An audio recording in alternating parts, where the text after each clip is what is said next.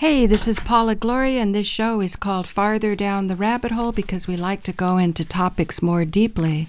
And tonight we're going to go into the topics of the claims that Native Americans have on the land and the importance of these claims to just about everything, including privacy, all of the rights in our Bill of Rights and our Constitution, because we're going to learn more about treaties.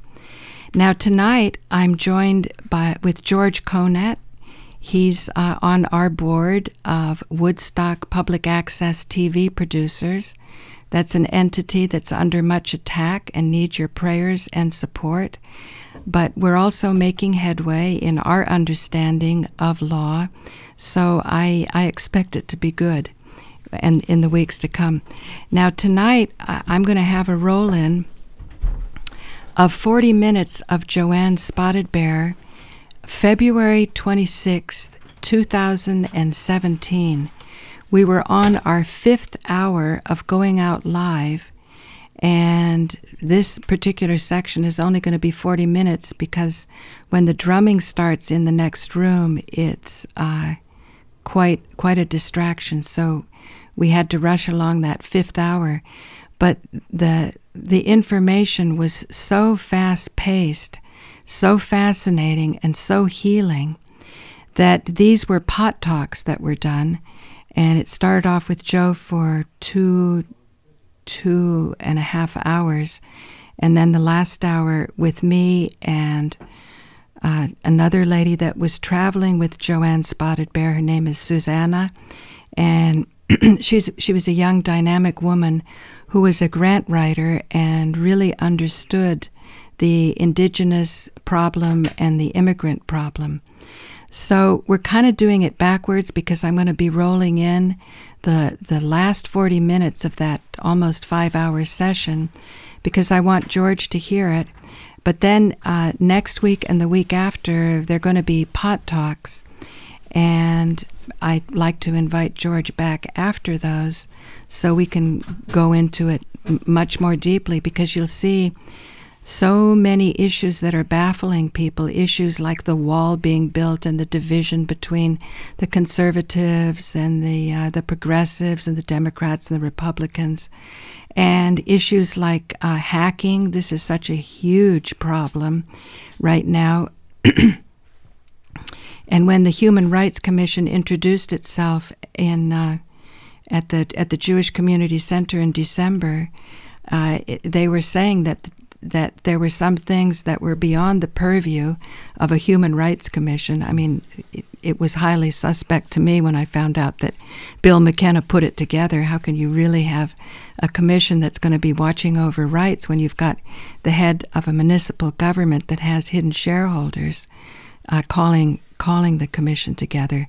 So she said that this issue of hacking was outside the purview of the Human Rights Commission that's recently been set up, but that she, as somebody who owned a software company or a computer high-tech company, she was very aware of the problems. I mean, she herself was a good person, and she said, I don't want to be a walking cell tower.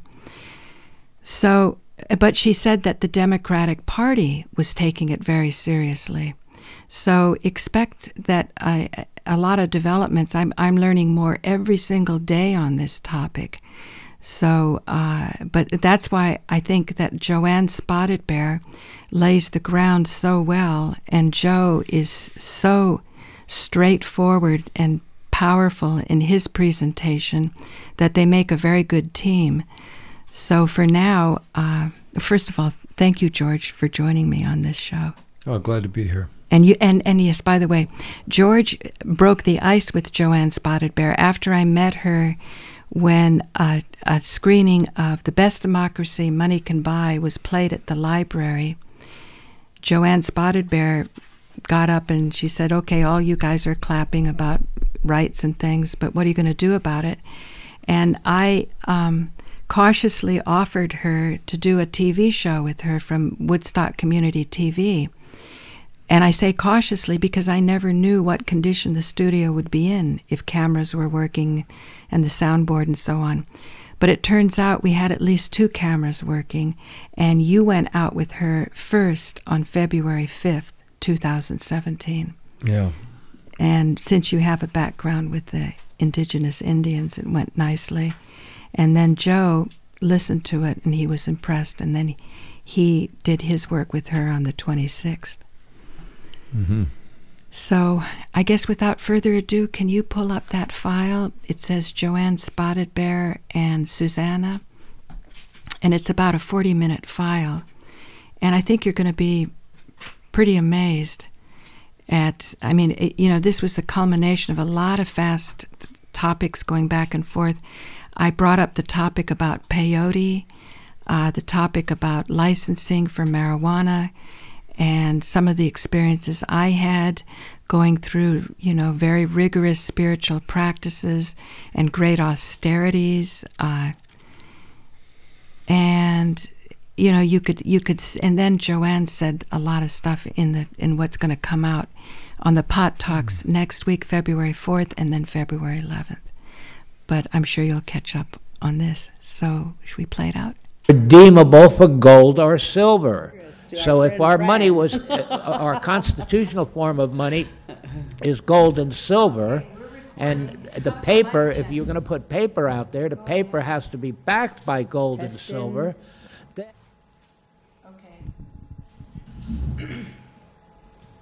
This is part 2 of a very, very difficult topic, a very complicated, or very, maybe we're all in denial, or at least I am. I'll speak for myself. Sometimes I think that very simple things I'm missing, and it causes me a lot of grief and pain. How's the mic going? The mic's good? Thank you, Ron. I appreciate that. What I was basically getting at the last show is here we are sitting in the Woodstock TV studio, and you opened my eyes up, and because here you are talking about the Lakotas, talking about Standing Rock, and you're acknowledging the tribe that was here, this physical place. And I'm just talking about something way down the line, which is about 40 years worth of work that different artists and creative people achieved and is being taken away. And in a blink of an eye, it can be gone. And we have a legacy member here, and I feel I have 1/100th of his story. And yet, there's something in his heart that he cares enough about, despite so many hours of taping, that he's still here with us. And he says, Paula, I'll tech for you. Because for 1 year, I haven't been able to be on the camera because I like to see a nice production go out. And and in order to do that, there's nobody that can tech. We're being denied. Time Warner is not giving what they're supposed to give. And yet the town is indicating that somebody's taking money for services that are not being rendered, and who's suffering are the producers and the public at large. You came through, I heard you speak at a meeting. It was the best democracy money can buy. And you said your spiel, and people go, yay, and then you said, I don't want to hear your claps. What are you doing? And I thought, well, at least I can offer her the best that we have. I wasn't completely convinced. Sometimes the cameras work, sometimes they don't. And I said, well, you know, come on community TV. And you went for it. And it was a great experience. Mm-hmm. Even Joe wasn't so sure. And George, who's I've done 30 shows with, teching for him. And when I was at the lowest of my healing and cancer and wondering if life is worth living, it was seeing this new energy come up and listening to his stories of living with the Mohawks. And so he was your host, and then took me 3 weeks to get the file through at Manhattan Neighborhood Network, but last night the file finally went through, and here I feel we're going to have another level of production. And that's basically where we stood. That's what I was trying to get at with. First, I just want to say thank you, Gloria, for Paula Gloria. Gloria. I always think of that song, remember Gloria? Or Oh, Susanna. I can make your earrings bright because I'm on set with you. I want to say thank you for this perfect opportunity. We always knew that there was something unique on the East Coast, but we didn't know what it was. There's always something unique on the West Coast, and to bring each coast together with the truth on both sides is a great honor. Always a perfect honor from the Creator. That's His way of showing us that He still loves us and He still cares. But I wanted to help to understand what we learned about sickness. When you're worried or stressed or discouraged, your body gets sick. So they always tell us to smudge our body, and they always tell us to pray. And never hold on to any animosity, no matter what it is, because it'll kill you. And when you let it go and give it to the Creator, you don't have nothing to worry about, because it no longer belongs to you. You give it to the Creator. And as far as I was thinking about how you say where was that democracy? The best democracy money can buy. The best democracy That's money. That's where I met you at that movie, and you spoke at the end. Oh yes, and right up here at the street. All I know about Woodstock was when Woodstock was famous, and then the best money democracy can buy was the guy who talked about Standing Rock. Oh, Greg Glass talked about Standing Rock? Yes, and what I want to say about all of this is we need to stay on treaties, and we need to stay on the truth. And everything else, it does follow. Yes, it does. But the treaties, when you neglect the truth, you neglect everything. And in this way, when we have these items here, this is the truth. And soon as the natives are gone, they're already duplicating these into metal, and you can melt metal, and then they're painting them and putting them on rocks and different things. But when we're gone and these have gone, then you know the earth is coming to an end. That's the way that the natives, they say. It's coming. We have a perfect opportunity to make change, make a great change. And I remember saying to myself, one day I'm going to become so famous the internet's going to love me. and little did I know that every single one of these tools that are in here is used inside of a little computer, and it could be more or less damage to the human body than anything, or maybe all of this is more damage to the human body. I don't know. I'm not a scientist, and I don't claim to know everything, but I can tell you one thing, that as long as we pray and we give it to the Creator, He'll be the one to decide how long we're going to live and what is good for us. As for the natives and the land that we're on, nobody should ever forget them. They should always be respected and welcome back.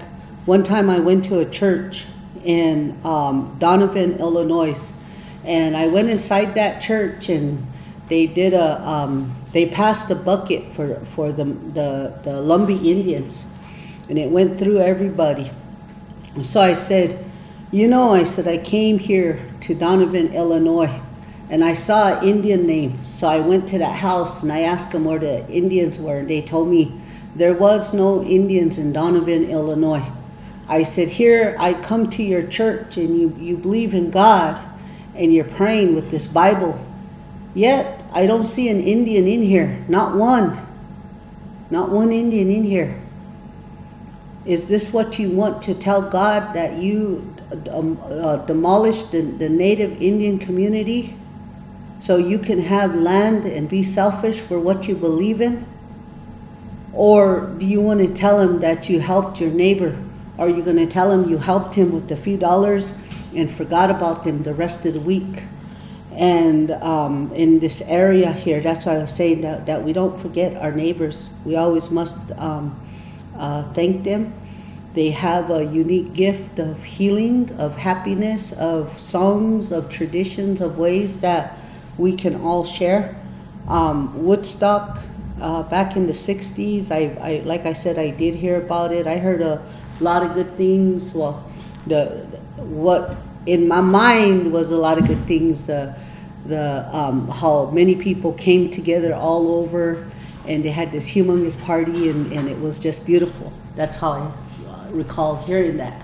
Right? I don't know everything. But I don't either, because I'm from Berkeley, California. You know, I was in a girls' school wearing a uniform, going from one bus to the other, and my father just talked about those dirty hippies that didn't wear shoes. That was the worst thing, not to wear shoes. So I go to this exclusive girls' school that my family struggled to send me to. Then I finally get an invitation to Stinson Beach, and guess what? All these, you know, corporate executives are getting drunk all weekend long, living in houses that have cement floors because it's a beach house, and the heat's coming up from the floor, and everybody's in bare feet. So here's my father not wanting bare feet, and then I felt liberated. Wow, I can walk without my feet. And rich people are without my shoes. I was going to say, that's a pretty cool trick. Cool. Yeah. Well, so I mean, the stereotype, hippies, dirty, you know, whatever. You know, Joe tells a completely different story, that at the commune, when the busting happened, the girls would go down and clean the police station. So these are stereotypes about how people chose to live in an intentional way.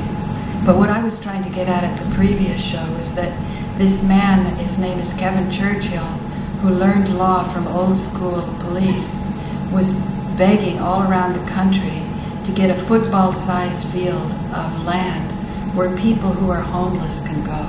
Because he said it's illegal to be homeless. There's nowhere where they can go.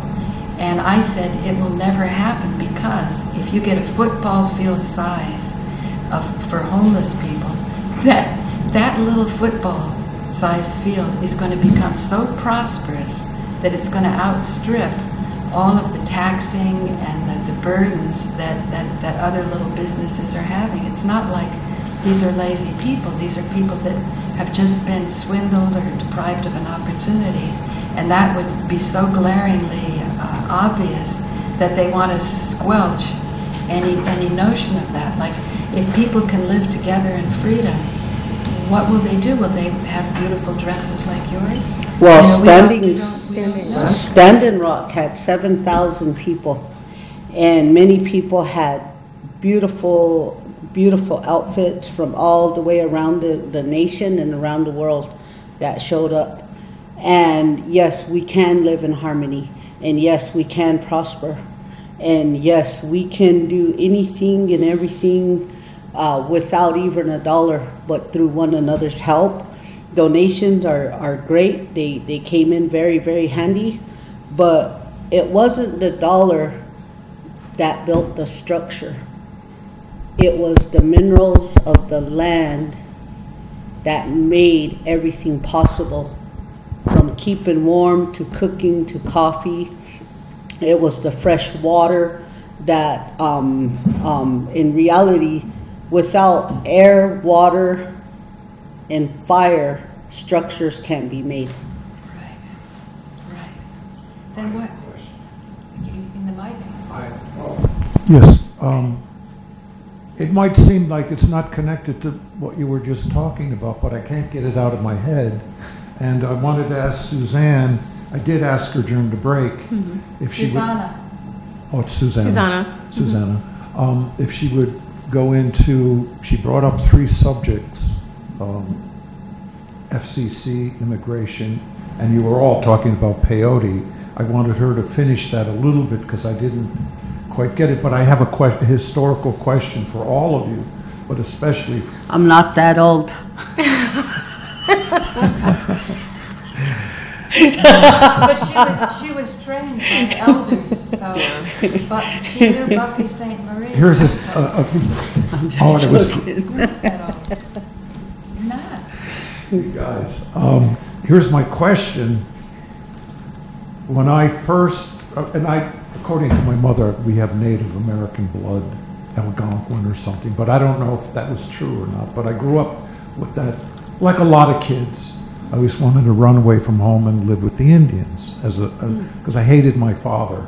I wanted to get away from him. Anyways, here's the historical question. When I first started reading, I was taught that all indigenous people in North America had come from Siberia across the Bering Strait and then infiltrated or migrated all through North America and then went down to South America. So does that mean that the Aztecs, the Incas, the Maya were newer migrations? In a sense. I don't know how to phrase that question, because you mentioned your elders went way back before the American Constitution, etc. So are the indigenous people of South America older or newer than the indigenous people of North America? I think it depends on who you ask. Oh. And I mean, I think I found it interesting that you used the word infiltrated. I kind of braced myself when you said that. I think we talked a little bit about this. When you have words or histories that are being taught in educational systems, the version that you're going to get is the one that the government wants to be shared or proliferated across the country. And so depending on who you're asking, and now like I've actually cataloged library, like a whole library of scholarly work, and I'm a writer myself. So when you study that kind of work, you have to look at who the source is that actually wrote the document. Was it translated? And who did the translation? Because, like for instance, like when you talk about the, in at least the ancient Mexicans, when you look at the Aztecs and the Mayans and the Toltecs, and those are just the majority groups that most people know. But as I was sharing in the previous show, that in Oaxaca, there's like 219 dialects that are spoken. And there's different groups of folks, the Toltecs, the Zapotecs, the Mixtecs. And so what the US version of history was just covered larger majority groups. When you look at the relationship between what and how people were classified, that's a whole nother subject, because you have intermarriage between different groups, and it did happen. So how do you know what the majority is? And like I have Aztec, Mayan, and I have Toltec roots in my lineage. I also have Chinese ancestry, because the Chinese were in Mexico building railroads. Right. And so if you understand and you go through the oral history, and so many of our histories have never really been written down, or they were shared by letters, or once written word was used, we used to use things called codices. So codices were actually like leather pieces that people would actually write the stories from one person, or perhaps one or two people that were selected to keep the whole archive, and they had the archive in their memory. So there was nothing ever written down until the written word was actually used, or perhaps they were written on, on cave walls or other parchment that was created from like bamboo reed or different things. So it depends on how the history was shared. Now I can say, and I will say this, and I was raised Catholic, but I'm also very critical of the Christian tradition, because a lot of the history was changed. When Bernardo de Sanjuin was traveling through Mexico and dealing with different indigenous groups, there's a lot of criticism, because his work actually he documented the work that he did, but that was his version. And so perhaps he interacted with someone who he thought was a Mixtec or an Aztec or a Mayan, and he interpreted for others through the written word what his version of that interaction was. Now, my elders don't necessarily like what was written in that book, because they may have recognized a different version of that history. And I think that that's the challenge. And they should have a crack at their version. Exactly. So and people should have access. Exactly. And that's the good and the bad thing about the internet, is that now things are either being digitized, or library collections or archives are now being able to be accessed, and people can upload or open source and all these other things where people can share these resources. But you know, at some point there were, I mean, I worked for the National Museum of Mexican Art in Chicago, and we cataloged 3,000 library items that were either donated or that were given by different entities to this library in order, and then we worked very diligently to make sure that people, not just educators or not just the members of the museum, we talked about who is going to have access to these archives, because there are people whose whole livelihood, someone who has been studying this and that's their whole entire work, and that's what they've been doing for most of their life, and how they're interacting this. And that version, I don't understand. Why shouldn't everybody have access? well, that's what I'm saying. We worked very diligently in order to ensure that these items were cataloged in a process so that people would have access to this community and then library. a monopoly comes along and locks people out. Right, and then the nonprofit structure, and then I'm going to relate it back to the nonprofit structure. The nonprofit structure then created a membership aspect to this archive. And then we were challenged, and I know that's something that we've talked about in the educational community, is like, how could you then lock the entire community or the public out of this archive? And make them brutal and genocidal and perpetuate. Exactly, and then and then not allow people to have that, or have public discussion or dialogue about these documents. Why the Field Museum in Chicago has articles that don't belong to them, that they were acquired, that somebody went somewhere and paid a high, heavy price for eagle feathers or a headdress or something that was very sacred and should have never been removed from that particular territory, that particular earth or custom or tradition, and then now went into a collection because somebody donated there. And then we had, during the 90s and to date, there's still a repatriation, I'm going to use that word, repatriation, of giving these items back to their original owners. And I'm really big about talking about that, because we have there are a lot of... But the original owners are probably dead. No. Their families. Their families. And their families. Their descendants. And their families are probably uneducated and don't even understand them because it's been systematic.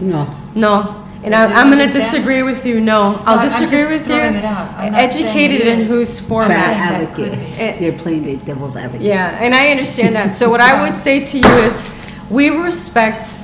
There are many items that are used in our cultural traditions, and I'm gonna speak from the Mexican. That never should have been privatized. Exactly. First that should have never been privatized, right? And just so like they were collected. Their temple back and not to be in the British Museum. Exactly. And so then you have to go through a process where you have to give back those items that didn't belong, or should have never been acquired. There should have been never an exchange, a monetary exchange for those items.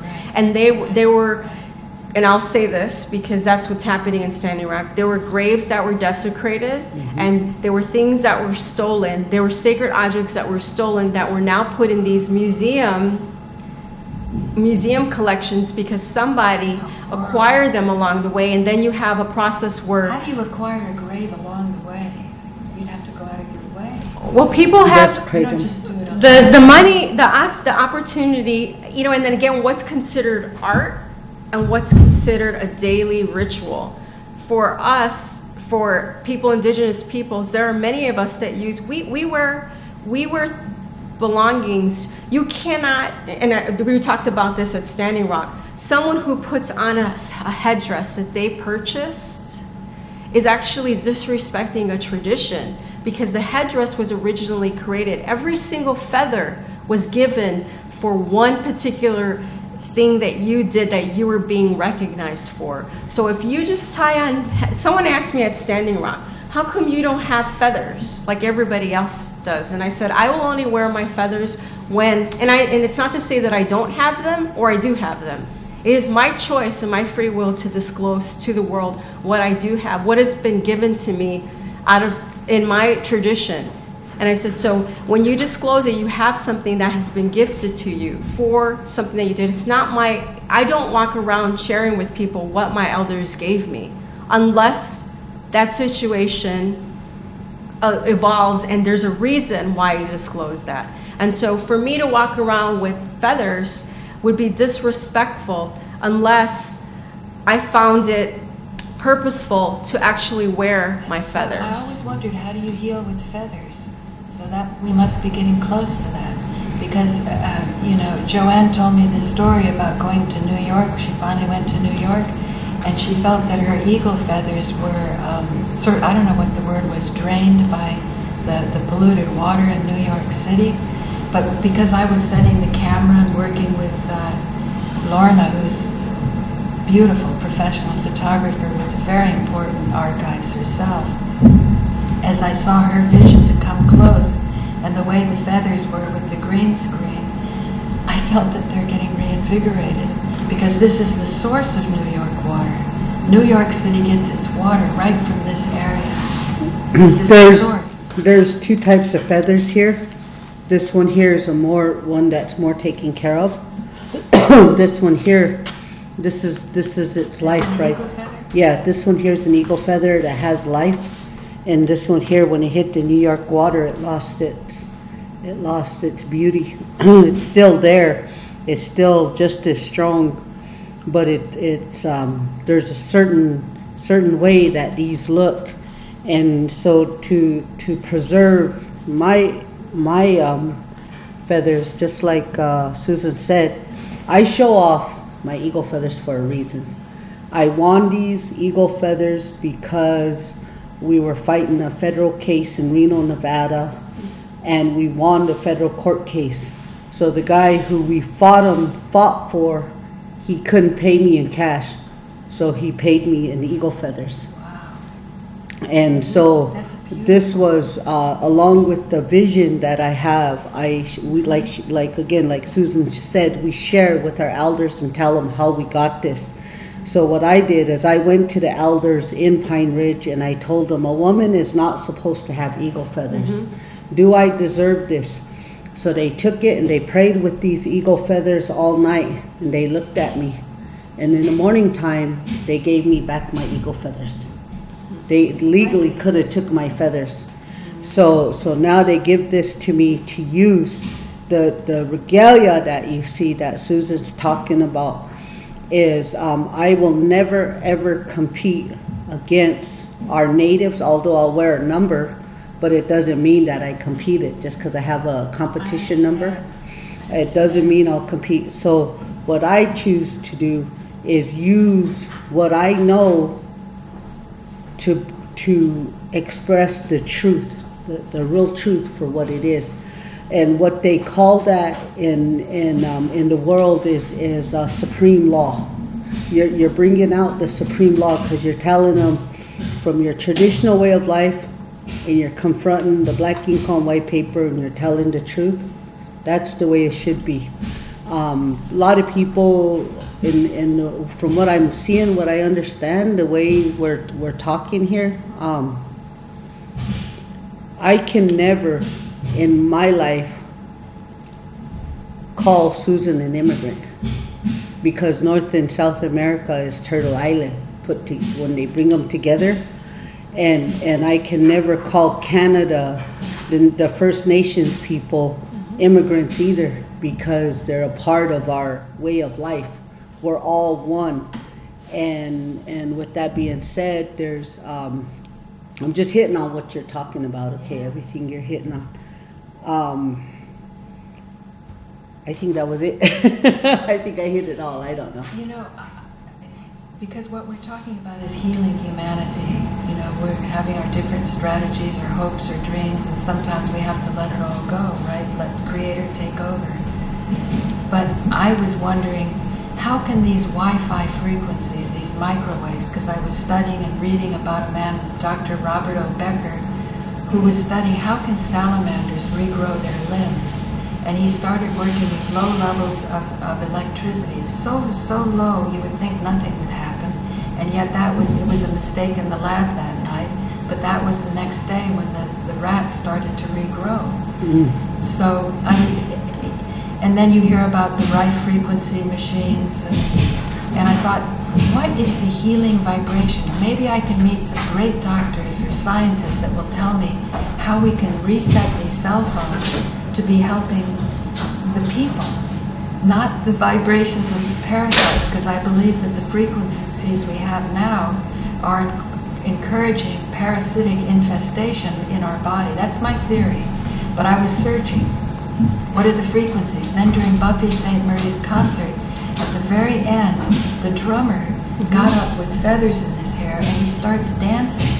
And as I'm watching him dance and feeling that, I thought, my goodness, that's the healing vibration, because when I was suffering with the cancer and feeling the way that felt like nothing I'd ever felt before, and it took the blood root to go in there so that my body could recognize that as an invader that didn't belong there, or something that was produced because some metabolic process was off. And that man dancing gave me the hint. This is the healing vibration. Actually, what I wanted, I shared that earlier when I was talking. I was saying that when this country when the U.S. recognized itself, and I'm going to say it like that, when it recognized itself, it forbade many people to use the drum in public. And there were a lot of when the slaves were brought to the U.S., they were forbidden to play on drums, because in their indigenous tradition in Africa, the drum represented the heartbeat, just as it does for many of the indigenous cultures around the world. And so, because they were not allowed to drum, they would turn over the rafts or the boats and just use them and just like they would like a drum, or they would create something that like a normal use and actually use it.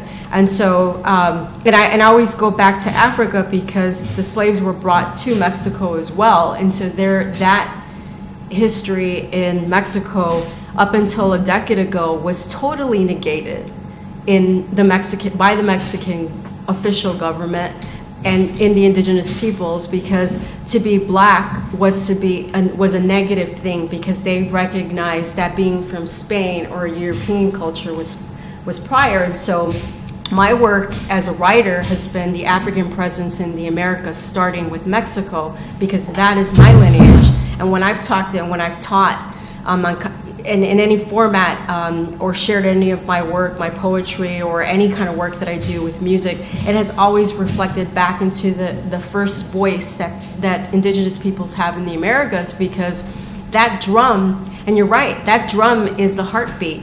So when you have indigenous peoples gathered around a sacred fire. It was his body and his movement. Right.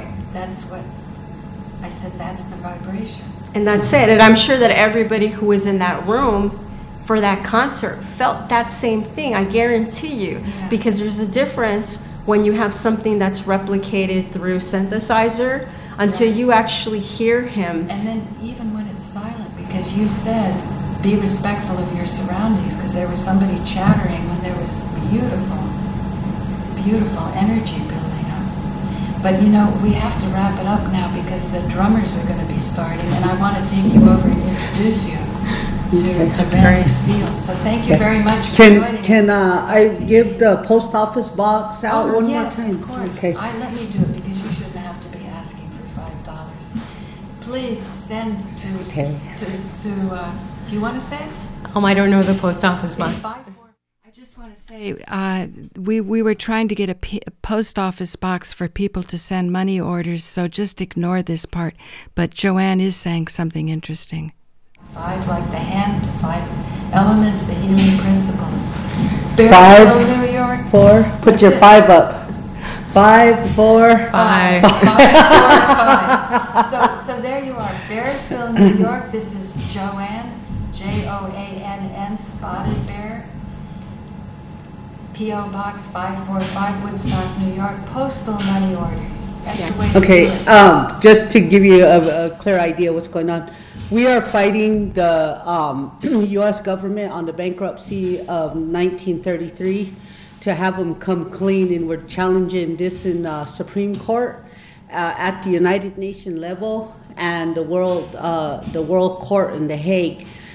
We feel that treaties are being neglected, and that the de facto United States of America charter number is under 28 USC 3002 is now inefficient because of the fact the United States failed to ratify, dialogue, and notify 564 federal recognized tribes, North and South America, and that no executive orders supersede treaties, and that's what we have right here is the treaty. And therefore, we're asking for a $5 donation to be sent to, give it. P.O. Box 545, right? Yeah. In Bearsville, New York. I do want to just thank our gracious host, Joe and Paula, for the opportunity to share this work with you, and to thank you for the viewers for supporting the programming. And on behalf of, and I can only speak for my elders, right, in my community, but I want to thank you on behalf of the Purechepa people, and standing in solidarity with our relatives and our other indigenous brothers and sisters of the Lakota, Dakota, Nakota nations. And so we thank you very much, and sincerely, prayers to you. So Okay. just one last thing. Everything's alive and well, right? Standing Rock is not over. No, it's But not there's over. Can you elaborate? Okay, as of right now, there is police brutality, and it has been going on. The Army Corps of Engineers, they're charging the Lakota, Nakota, Dakota, and the water protectors in Standing Rock federal felonies, and anybody European, they're charging them with misdemeanors. And so what's going on right now is it's really earthquakey in here. Right.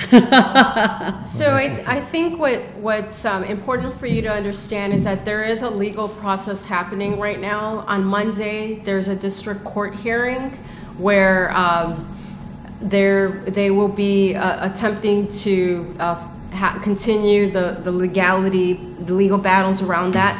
But the opportunity exists for you all to understand that the land on which some of the camps are on is treaty land, and so the BIA and other entities, the North Dakota governors, trying to evacuate people from their own lands. And it's very important for people to understand that by no means do they have to vacate their own lands if they're landowners. And on top of that, if the mineral rights are still owned by the indigenous peoples there locally.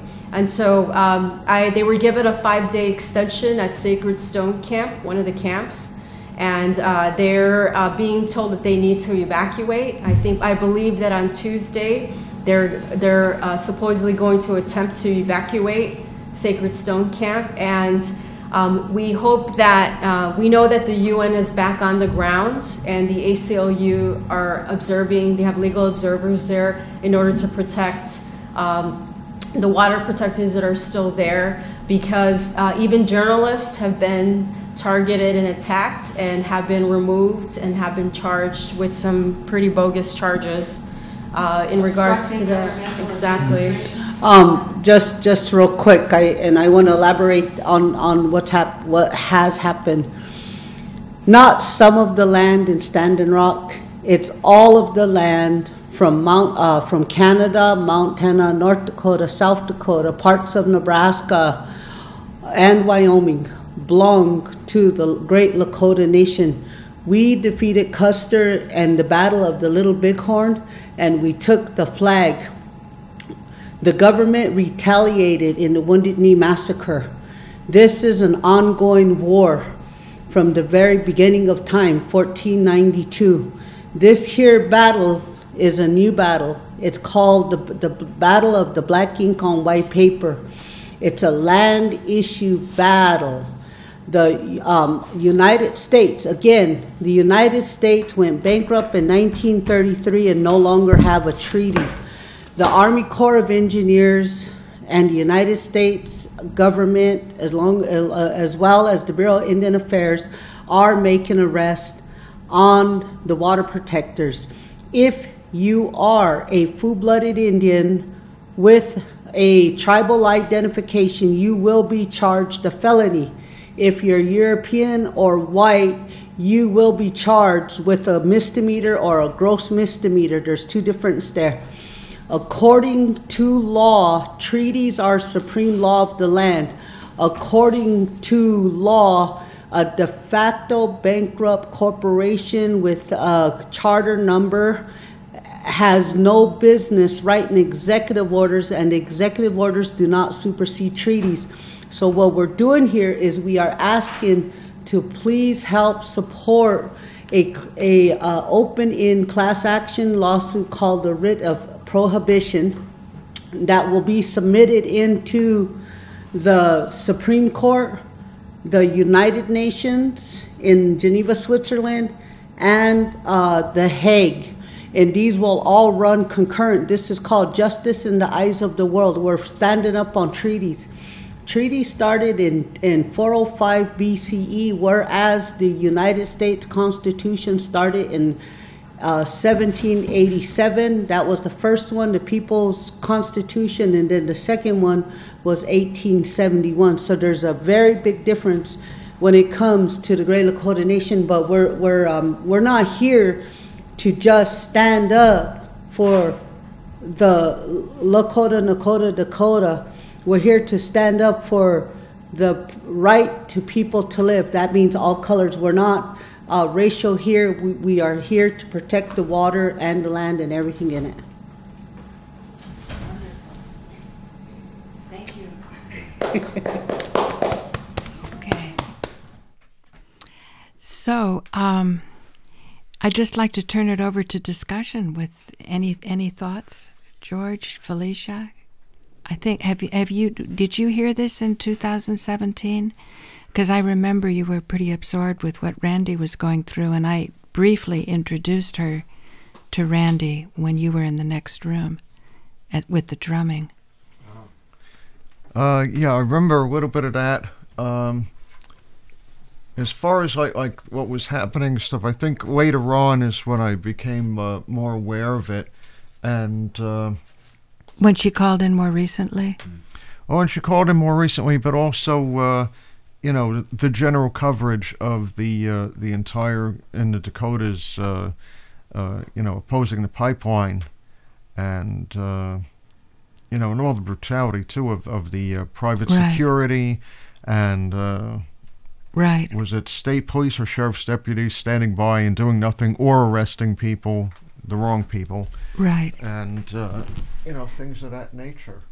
Well, next week, Buffy St. Marie speaks very nicely about it, and I didn't want to edit it. I wanted to give the real feeling of what it was like to be there after Buffy St. Marie performed, and it was a very, very moving experience. And then Joe asked Buffy if she would speak, and I could see Buffy was a little concerned because she wasn't expecting it. And you know how musicians, you know, have their agents and things they're supposed to say and they're not supposed to say. So, but Buffy gave a really nice explanation. And then when it came to David Archambault, Joanne Spotted Bear sort of made some clarifications on the spot, and then after we rolled it in the studio on the 26th, because Buffy St. Marie performed on a Friday the 24th, and then we went out on Sunday the 26th,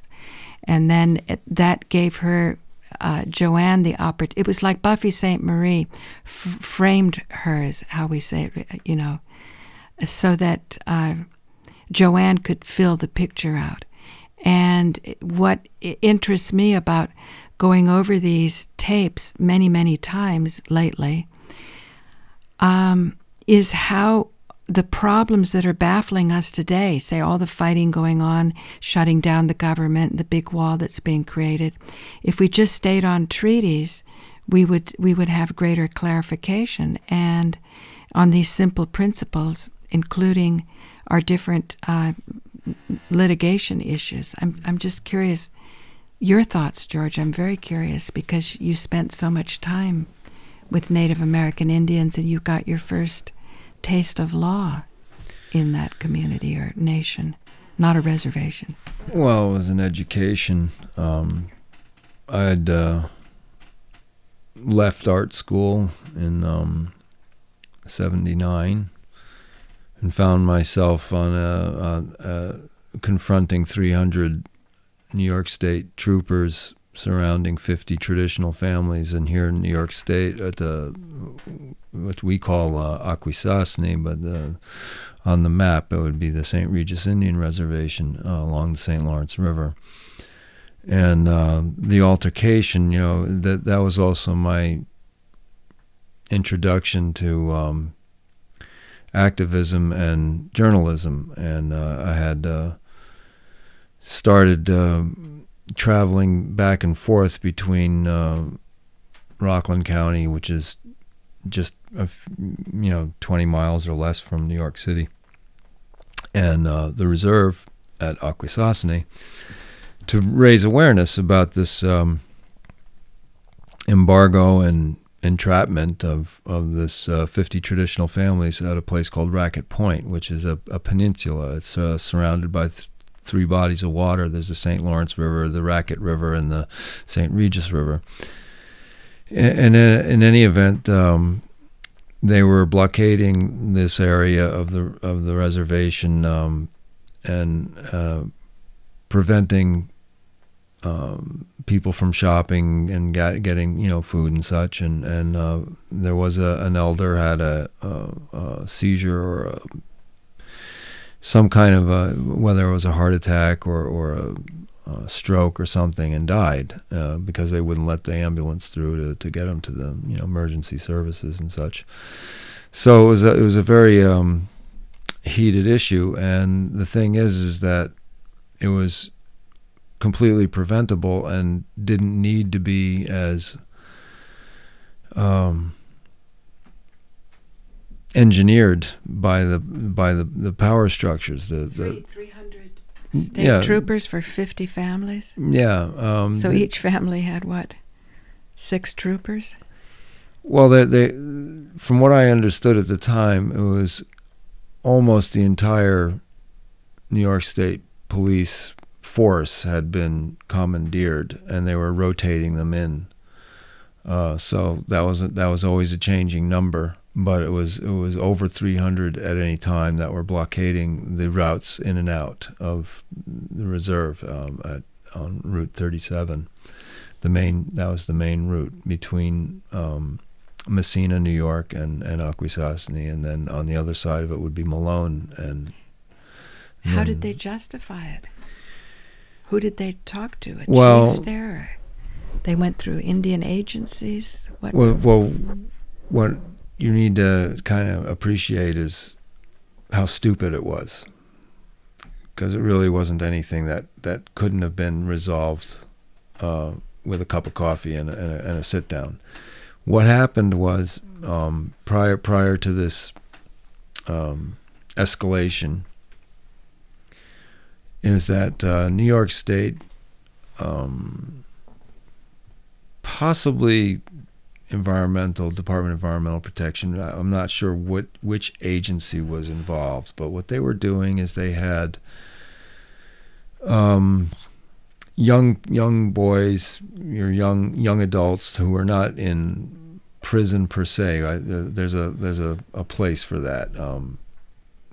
They used to call them reform schools. Juvenile delinquents. Yeah, there was that kind of a thing. So there were these young boys or men that were put on a work detail, and the work detail was to cut and drag trees and brush and build a fence. Sounds like a wall.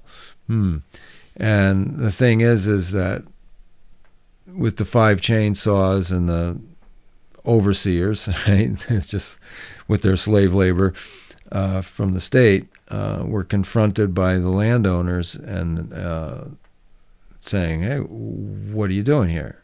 And they confiscated the 5 chainsaws.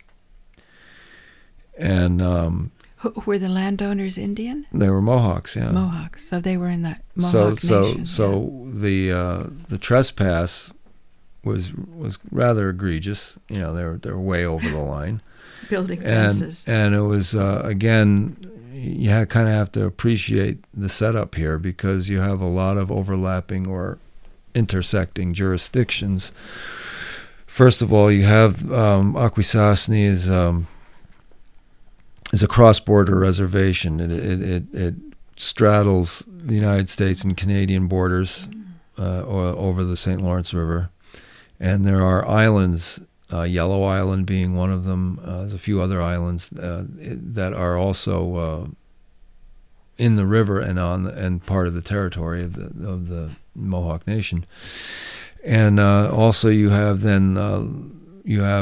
intersecting in the same location, you have 2 provinces. You have Ontario and Quebec. And then on this side, you have New York State, and then 2 more subdivisions. You have St. Lawrence County and Franklin County. And all of these borders are intersecting, you know, pretty much smack dab in the middle of this territory, the Mohawk Nation. And also this is also an industrial area along the St. Lawrence. You have Reynolds Aluminum, you have General Motors, and their foundry there. And so there's a lot of pollution issues.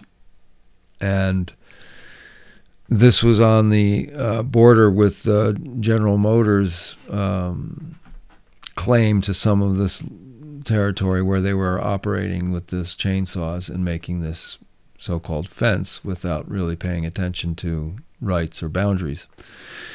And in the old days, it would be push boundary rock into the river, and then we make a new boundary, and then that's how the General Motors would encroach upon the territory. And so this was a same. Now I'm not. This is a long time ago, and I'm not real clear on whether General Motors was directly involved. But I can say that on one of my winter visits, bringing food up from the greater New York area, which was kind of, we need to do ID. Yep, sure. Then Well, you could finish your thought and then we'll do it. Yeah, no, that's okay. Go ahead, do your ID. This is WIOF LP, Woodstock 104.1 FM. The program is Farther Down the Rabbit Hole with Paula Gloria and guest in the studio, George Conant or Conant? Conant. Yeah. Thank you.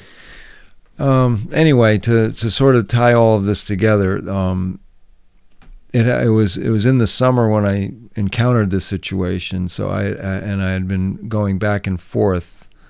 79 or 80?